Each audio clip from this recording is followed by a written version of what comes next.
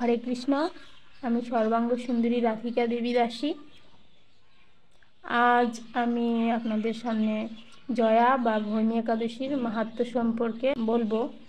মাঘী শুক্লপক্ষিয়া জয়া একাদশী ব্রত মাহাত্ম্য ভবিষ্যত্তর পুরাণে যুধিষ্ঠির শ্রীকৃষ্ণ সংবাদ রূপে বর্ণিত আছে। শ্রী গরুড় পুরাণে মাঘ মাসের শুক্লপক্ষিয়া একাদশী তিথিকে ভৈমী একাদশী নামে অভিহিত করা হয়েছে। কল্পান্তরে বিভিন্ন পুরাণে বিভিন্ন নাম দেখা যায়। পদ্মপুরাণ অনুসারে জ্যৈষ্ঠ মাসের শুক্লপক্ষিয়া একাদশীর নামই পাণ্ডবা নির্জলা বা ভীমসেনী ভৈমী একাদশী। যুধিষ্ঠির বললেন, হে কৃষ্ণ, আপনি কৃপা করে মাঘ মাসের শুক্লপক্ষের একাদশীর সবিশেষ বর্ণনা করুন। শ্রীকৃষ্ণ বললেন, হে মহারাজ, মাঘ মাসের শুক্লপক্ষের একাদশী জয়া নামে প্রসিদ্ধ। এই তিথি সর্বপাপ বিনাশিনী, সর্বশ্রেষ্ঠা, পবিত্রা, সর্বকাম ও মুক্তিপ্রদায়িনী। এই ব্রতের ফলে মানুষ কখনো প্রেতত্ব প্রাপ্তি হয় না। এই একাদশীর নিম্নরূপ উপাখ্যান শোনা যায়। এক সময় স্বর্গলোকে ইন্দ্র রাজত্ব করছিলেন। সেখানে অন্য দেবতারাও বেশ সুখেই ছিলেন। তারা পারিজাত পুষ্প শোভিত নন্দনকাননে অপ্সরাদের সাথে বিহার করতেন। একদিন 50 কোটি অপ্সরার নায়ক দেবরাজ ইন্দ্র স্বেচ্ছায় আনন্দ ভরে তাদের নৃত্য করতে বললেন। নৃত্যের সাথে গন্ধর্বগণ গান করতে লাগলেন। পুষ্পদত্ত, চিত্রসেন প্রভৃতি প্রধান প্রধান গন্ধর্বেরাও সেখানে উপস্থিত ছিলেন। চিত্রসেনের পত্নীর নাম মালিনী। পুষ্পবন্তী নামে তাদের এক কন্যা ছিল। পুষ্পদত্তের পুত্রের নাম মাল্যবান। এই মাল্যবান পুষ্পবন্তীর রূপে মুগ্ধ হয়েছিল। পুষ্পবন্তী পুনঃ পুনঃ কটাক্ষ ধারা মাল্যবানকে বশীভূত করেছিল। ইন্দ্রের প্রীতিবিধানের জন্য তারা দুজনেই নৃত্য গীতের সেই সভায় যোগদান করেছিল। কিন্তু একে অপরের প্রতি আকৃষ্ট থাকায় উভয়েরই চিত্ত বিভ্রান্ত হচ্ছিল। সেখানে তারা পরস্পর কেবল দৃষ্টিবন্ধ অবস্থায় দাঁড়িয়ে থাকল।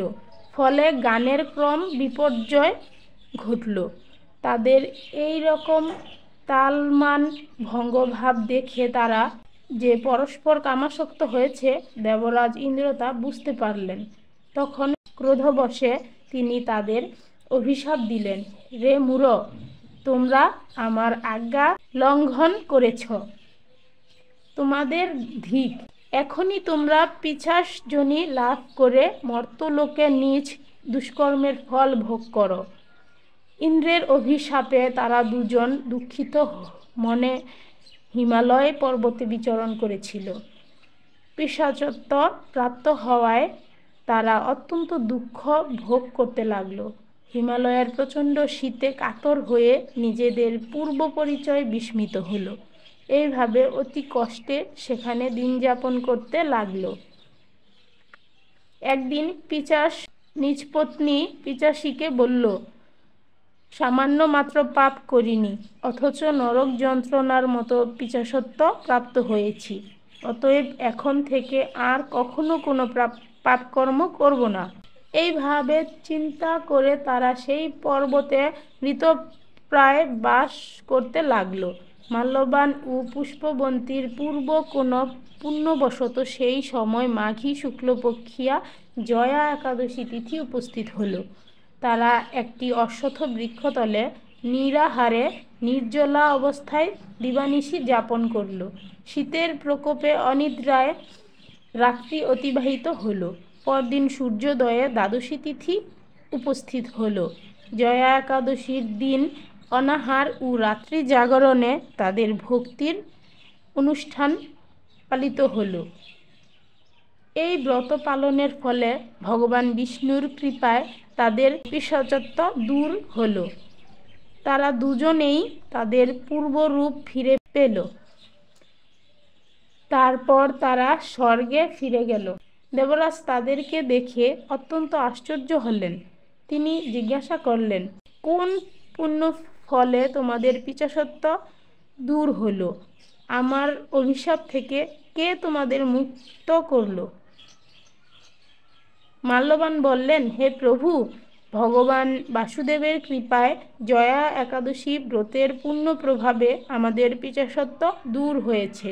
তাদের কথা শুনে দেবরাজ ইন্দ্র বললেন, হে মাল্যবান, তোমরা এখন থেকে আমার অমৃত পান করো। একাদশী ব্রতে যারা আসক্ত এবং যারা কৃষ্ণ ভক্তি পরায়ণ তারা আমাদেরও পূজ্য বলে জানবে। এই দেবলোকে তুমি পুষ্পবন্তীর সাথে সুখে বাস করো। হে মহারাজ, এই জয়া ব্রত ব্রহ্ম হত্যাজনিত পাপকেও বিনাশ করে। এই ব্রত পালনে সমস্ত প্রকার দানের ফল লাভ হয়। সকল যজ্ঞ ও তীর্থের পুণ্য ফল এই একাদশী প্রভাবে আপনা হতেই লাভ হয়। অবশেষে মহানন্দে অনন্তকাল বৈকুণ্ঠ বাস হয়। এই জয়া একাদশী ব্রতকথা পাঠ ও শ্রবণে অগ্নিষ্টম যজ্ঞের ফল পাওয়া যায়। হরে কৃষ্ণ।